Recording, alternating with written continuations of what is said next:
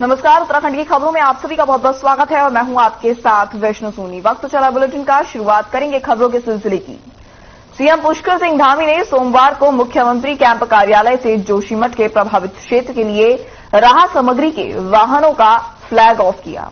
यह राहत सामग्री एचडीएफसी बैंक के सीएसआर कार्यक्रम के अंतर्गत दी गई है। आपको बता दें, मानव सेवा समाज संस्था द्वारा प्रभावितों को जोशीमठ में यह राहत सामग्री उपलब्ध कराई जाएगी। जोशीमठ में प्रभावितों को 1500 गर्म पानी के बैग, 1000 कंबल, 8 सोलर गीजर और 1000 इमरजेंसी सोलर चार्ज लाइट और 20,000 सैनिटरी पैड, इसी के साथ 260 अंगीठी और 460 रूम हीटर एचडीएफसी बैंक की तरफ से उपलब्ध कराए गए।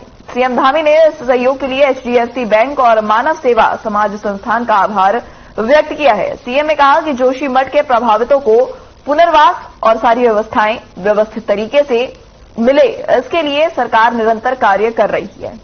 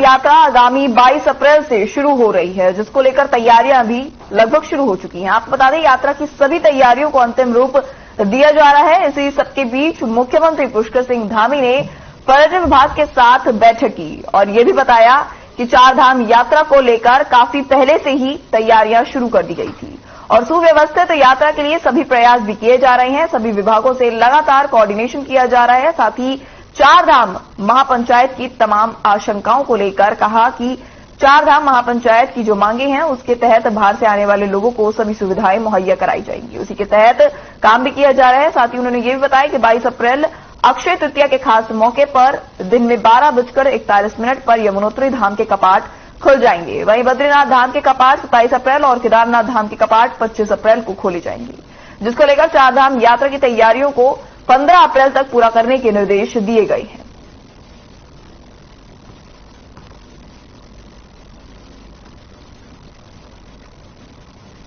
आपको बता दें, तस्वीरें देहरादून से सामने आ रही है, जहां पर चारधाम यात्रा को लेकर चाक चौबंद की व्यवस्थाएं लगभग पूरी कर ली गई है। इसी के साथ सीएम पुष्कर सिंह धामी भी कहा जा रहा है कि इस बार खुद मॉनिटरिंग करेंगे। इसी के साथ पर्यटन विभाग के साथ उन्होंने बैठक भी की है।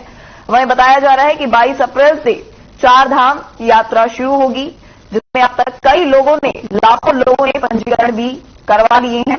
इसी के साथ आशंका जताई जा रही है पर्यटन विभाग की तरफ से कि इस बार पिछले साल के मुकाबले इस बार ज्यादा श्रद्धालु यहां पर आने की आशंका है। इसको लेकर आपको बता दें, सुरक्षा की दृष्टि से या बात करें स्वास्थ्य की दृष्टि से, सभी तरह के इंतजाम लगभग पूरे कर लिए गए हैं और जो इंतजाम भी नहीं हो पाए हैं, उसको लेकर सीएम पुष्कर सिंह धामी की तरफ से सख्त हिदायत दी गई है कि जल्द से जल्द सारे इंतजाम पूरे कर लिए जाए समय सीमा के अंदर अंदर।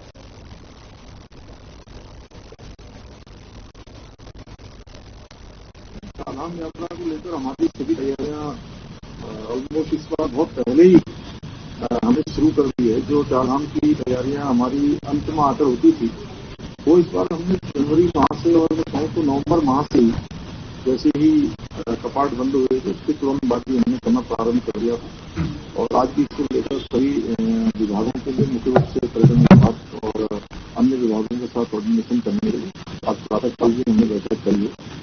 और जो महापंचायत के लोगों की शंका है या जो भी उनका जो सोच है, उसी सोच के अनुरूप हम लोग यात्रा को संचालित करेंगे और महापंचायत के लोगों के जो उनकी मांग है या जो चाहते हैं वह भी, और दूसरा यात्रा भी सुव्यवस्थित हो, सुचारू रूप से हो, किसी आने वाले लोगों को परेशानियों का सामना न करना पड़े। अत्यधिक जो दबाव होता है उस दबाव को भी ठीक प्रकार से नियंत्रित करना, सभी पहलुओं को ध्यान में रखते हुए काम करना है।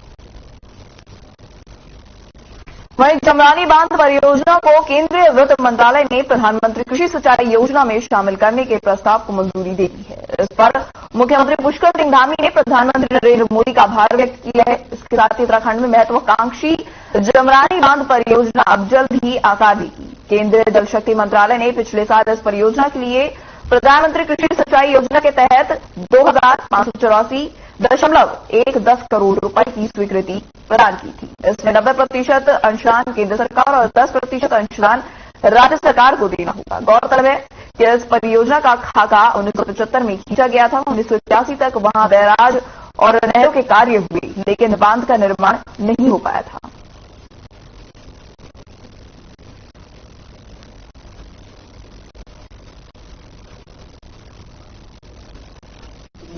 परियोजना रुकी हुई थी और मैं आदरणीय प्रधानमंत्री जी का धन्यवाद करता हूं कि उन्होंने इसका संज्ञान लिया और संज्ञान लेकर इसको अब जो औपचारिकताएं हैं वो पूरी हो रही है और जल्दी ही इसको पूर्ण स्वीकृति मिल जाएगी और जमरानी बांध निर्माण दिशा में आगे बढ़ेगा। काफी लंबे समय से ये परियोजना रुकी हुई थी और मैं आदरणीय प्रधानमंत्री जी का धन्यवाद करता हूं कि उन्होंने इसका संज्ञान लिया है। और वहीं रामनगर में 28 मार्च से 3 दिनों तक G20 सम्मेलन का आयोजन किया जा रहा है। यह आयोजन 30 मार्च तक चलेगा।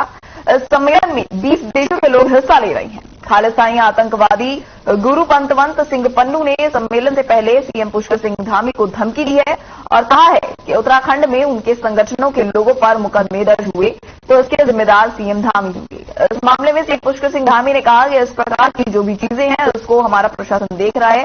सीएम धामी ने G20 सम्मेलन के लिए प्रधानमंत्री नरेंद्र मोदी का आभार व्यक्त किया है और कहा है कि इससे हमारा देश और उत्तराखंड राज्य का पूरे विश्व में नाम होगा।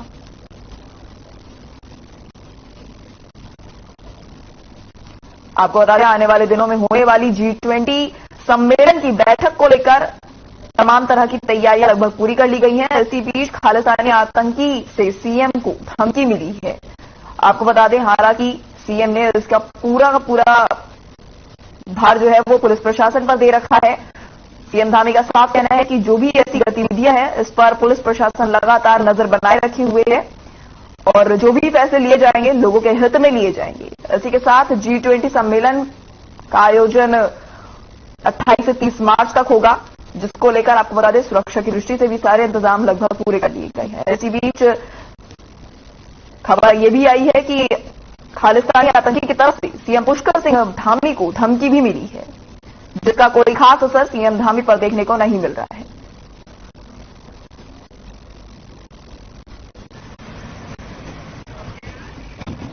ये जो भी इस प्रकार की चीजें हैं उसको हमारा प्रशासन देख रहा है, सभी को अलर्ट मोड में रखा गया और बैठक की सारी तैयारियां बहुत अच्छी हो रही हैं और हम आदरणीय प्रधानमंत्री जी का धन्यवाद करते हैं कि उन्होंने हमारे राज्य को एक नहीं दो नहीं बल्कि 3 बैठकें G20 की दी है। और जो सबसे पहली अहम बैठक जो रामनगर में होने जा रही है वो PSA लेवल की बैठक है, राउंड द टेबल बैठक हो रही है। निश्चित रूप से इस बैठक के होने से हमारा देश हमारा प्रदेश देश दुनिया में जाएगा और संपूर्ण विश्व जो है। वहीं खालिस्तानी नेता गुरु पंतवंत सिंह पन्नू की फोन कॉल्स के बाद उत्तराखंड पुलिस अलर्ट मोड पर है। पुलिस मामले की गहनता से जांच में जुट गई है। इसके साथ ही DIG STF SA कृष्णराज ने बताया कि फोन कॉल सिर्फ पब्लिसिटी पाने के लिए किया जा रहा है। हालांकि पुलिस इसकी जांच करने में फिर भी जुटी हुई है। उन्होंने ये भी बताया कि रामनगर में हो रहे G20 सम्मेलन को लेकर ये कॉल कुछ लोगों को की गई है, जिसमें कथित संगठन की तरफ से धमकी दी जा रही है।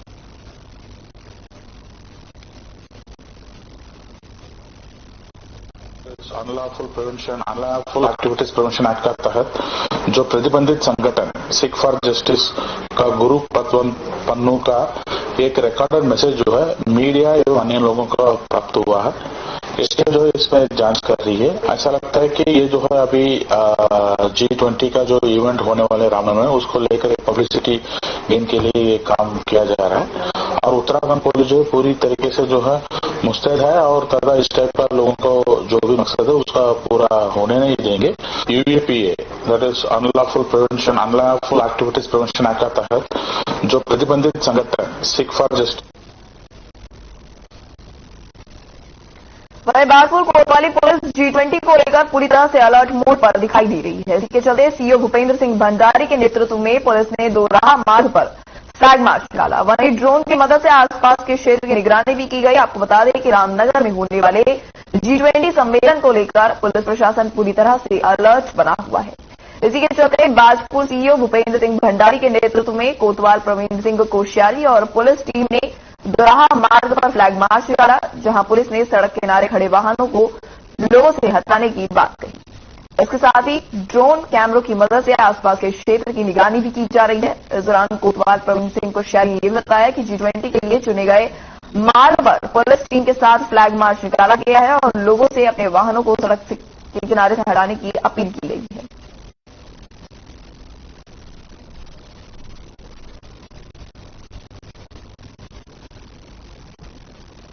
आपको बता दें आने वाले दिनों में G20 की होने वाली बैठक को लेकर अब अलग अलग क्षेत्रों में एहतियात बरते जा रहे हैं। बाजपुर से अभी तस्वीरें सामने आई है जहां पर पुलिस ने आज फ्लैग मार्च निकाला है और फ्लैग मार्च निकालते हुए लोगों को संदेश दिया है, लोगों से यह अपील की है कि सड़क के किनारे जो वाहन खड़े हुए हैं इनको हटा लिया जाए। सिर्फ इतना ही नहीं, आपको बता दें सुरक्षा की दृष्टि से यहां पर लगभग इंतजाम भी पूरे कर लिए गए हैं। वहीं ड्रोन और सीसीटीवी कैमरे की मदद से आसपास के क्षेत्रों में निगरानी रखी जा रही है ताकि किसी भी तरह का उपद्रव या आतंकी गतिविधि इस दौरान ना हो पाए।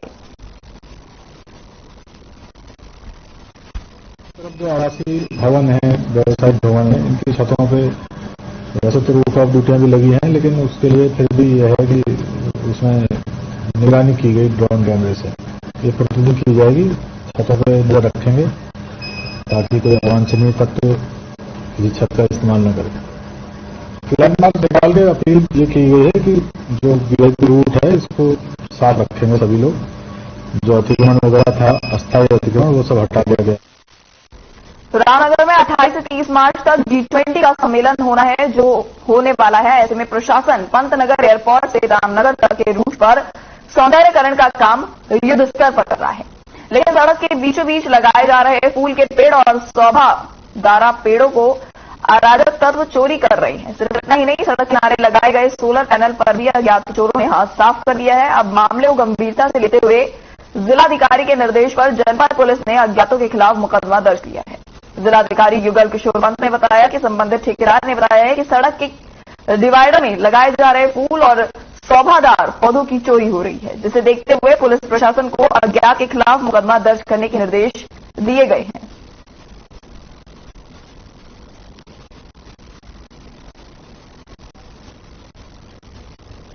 हमारा वेंडर वेरिफिकेशन कर रहा है, उसके द्वारा बताया गया है कि बहुत सी जगह जहां पेड़ लग जा रहे हैं शाम तक और अगले दिन वो रात को कोई चोरी करके ले जा रहा है। तो हमने निर्देश दे दिए हैं कि इन लोगों के खिलाफ मुकदमा दर्ज किया जाए और इनके खिलाफ सख्त से सख्त कार्रवाई की जाए ताकि कोई भी व्यक्ति जो ब्यूटिफिकेशन है उसको खराब ना करे और जो शहर की हमारी इमेज है वो अच्छी बने।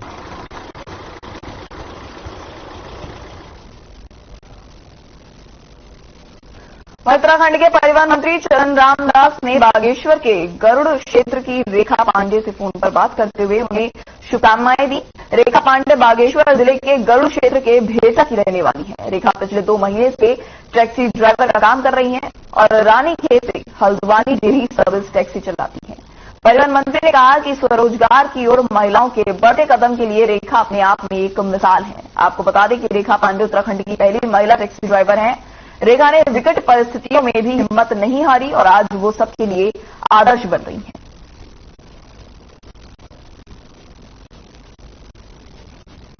उसने साहसिक कदम उठाकर वो स्वयं टैक्सी का संचालन कर रही है। रानीखेत से हल्द्वानी और हल्द्वानी से रानीखेत और टैक्सी से यात्रियों को सवारी करा रही है। मैं समझता हूं कि महिला होने के नाते समाज में दर्पण के रूप में वो महिलाओं को प्रेरित करने के लिए तो उसने साहसिक कदम उठाकर अपनी टैक्सी चालक के रूप में उसने जो काम शुरू किया वो बहुत ही सराहनीय है।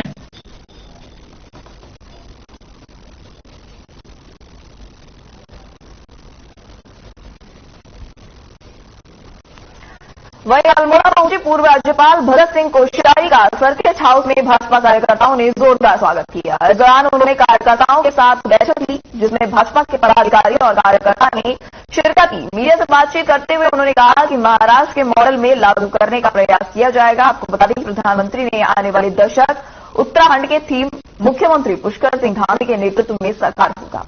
केंद्र और प्रदेश सरकार की कई योजनाएं शुरू की गई हैं, जिसका लाभ आम आदमी तक जरूर पहुंचेगा। पलायन को रोकने के लिए आयोग लगातार काम करने में जुटा हुआ है और राज्य को अग्रणी पायदान में लाने के लिए राज्य सरकार अहम भूमिका अदा कर रही है। वहीं उन्होंने राहुल गांधी मामले पर कुछ भी कहने से इनकार कर दिया।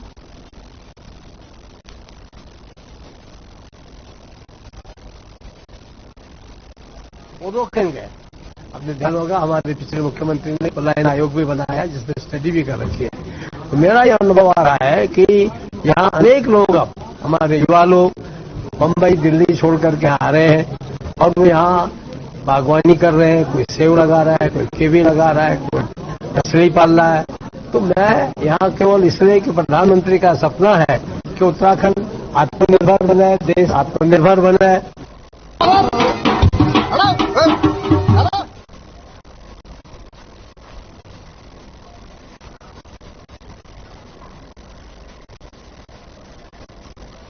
वहीं कोटद्वार के तहसील के पास हुए सड़क हादसे में एक 30 वर्षीय महिला की मौत हो गई। महिला किसी व्यक्ति के साथ बाइक से झंडा चौक की ओर जा रही थी। इसी बीच महिला ने बाइक से छलांग लगा दी, जिससे महिला के सिर पर गंभीर चोटें आई हैं और महिला की अस्पताल में इलाज के दौरान मौत हो गई।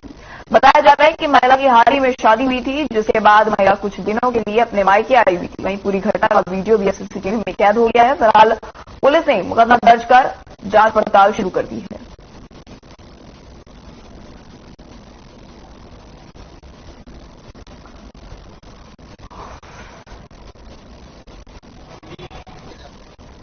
जैसे लेफ्ट ली तो बाइक से वो क्या कारण रहे वो खुद भी हमारे पास सीसीटीवी फुटेज है। तो परिजनों की तहरीर पे कल शाम उसमें मुकदमा कर लिया है और आगे प्रोसीडिंग चल रही है और प्रथम दृष्टया 304 में FIR दर्ज कर रखी है। बाकी जो एविडेंस आएंगे उसके हिसाब से आगे कार्रवाई तो हमें पकड़ लिया, तो उससे पूछताछ हो गई है और बाकी अब इन्वेस्टिगेशन ऑफिसर जैसे जैसे अपनी फाइंडिंग लेगा उस हिसाब से आगे काम।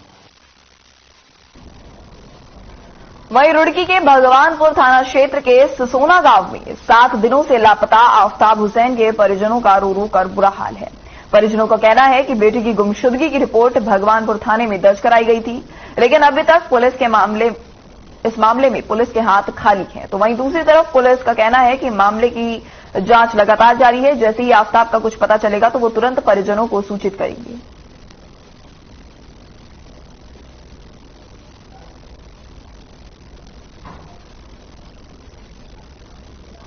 20 तारीख को 10 बजे घर से निकल गया और मुझे पता नहीं चल रहा। अच्छा, किसी को अगर ये लड़का मिल जाए तो मेरा नंबर पे फोन कर देना। मेरा नंबर है 9761139659। कहाँ? BSM कॉलेज में। BSM कॉलेज में पढ़ता था। क्या कर रहा था ये? पढ़ाई कर रहा था, BSc कर रहा था। अच्छा। अरे मेरी लड़का है आफ्ताब हुसैन, मेरी लड़का 20 तारीख खो गया। जो मेरी लड़का को किसी को मिल गया तो हमें बता दीजिएगा प्लीज। इसके अब्बू ने जो नंबर बताया उस नंबर में कॉल कर लीजिएगा। BSc पास करके रखा मेरी लड़का। अच्छा, कहाँ से? BSM कॉलेज में। अच्छा, तो कुछ भी नहीं हुआ मेरी लड़का के साथ। अच्छा लड़का मेरी, इसकी बहन भी रो रही है, इसकी जीजा भी बहुत ढूंढते रहेगा, किसी को नहीं मिला। वहीं ऋषिकेश पुलिस और SOG देहात ने गणेश विहार गंगानगर में हुई मामले को लेकर खुलासा किया है। आपको बता दें, बड़ी जानकारी सामने आ रही है। चोरी का खुलासा सामने आया है। वहीं संयुक्त टीम ने कार्रवाई करते हुए चोरी की वारदात को अंजाम देने वाले शातिर चोर को गिरफ्तार किया है, जिसके कब्जे से चोरी के जेवरात और 5000 रुपए बरामद की गई हैं। पुलिस ने आरोपी को कोर्ट में पेश करने के बाद जेल पहुंचा दिया है और कोतवाल ने मामले में जानकारी देते हुए बताया कि 14 मार्च की शाम को नासिर नाम के चोर ने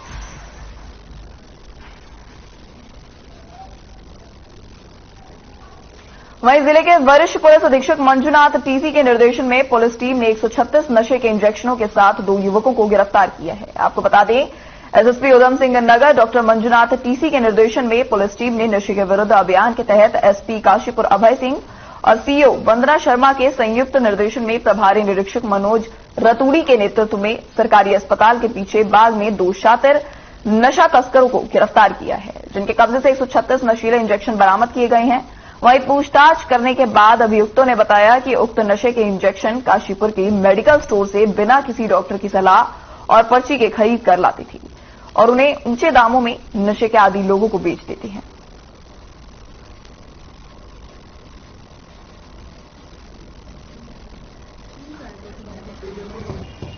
काशीपुर क्षेत्र में लंबे समय से ऐसी शिकायतें आ रही थी कि कुछ प्रतिबंधित दवाएं जो बिना मेडिकल प्रिस्क्रिप्शन के हैं वो क्षेत्र में बेची जा रही हैं और उसका भरपूर मात्रा में प्रयोग हो रहा है।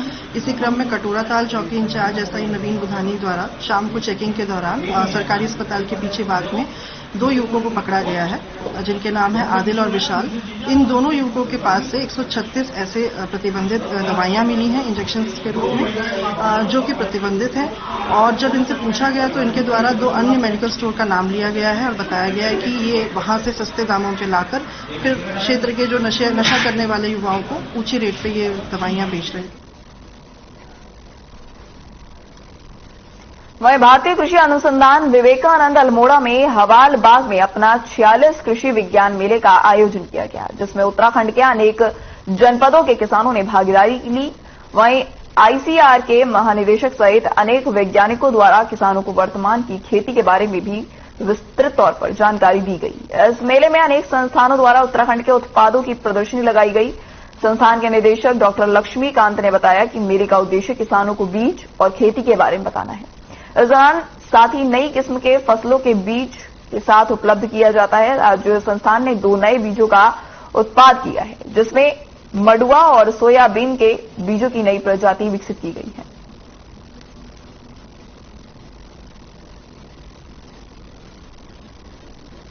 ये इसका मुख्य उद्देश्य है जो नई तकनीकियां हैं उनको किसानों को उसके बारे में जागरूक करना और जो नए सीड्स हैं जो आने वाली फसल है उसके लिए उनको यहाँ पे किसानों के लिए उपलब्ध कराना। साथ ही जो रबी की फसलें हैं उनका क्षेत्र में कैसा प्रदर्शन हो सकता है वो किसानों को दिखलाना। इसमें करीब 30 के करीब हमारे स्टॉल लगे हैं, जिसमें गवर्नमेंट डिपार्टमेंट के भी हैं और जो सीड विक्रेता हैं उनके भी हैं और कुछ फार्मर्स के जो स्वयं सहायता समूह बने हैं उनके अपने प्रोड्यूस के भी इसमें लगे हुए हैं।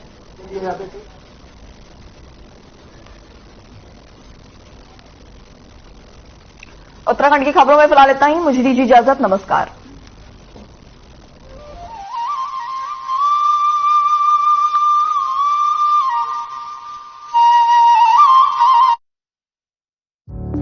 Through constant innovation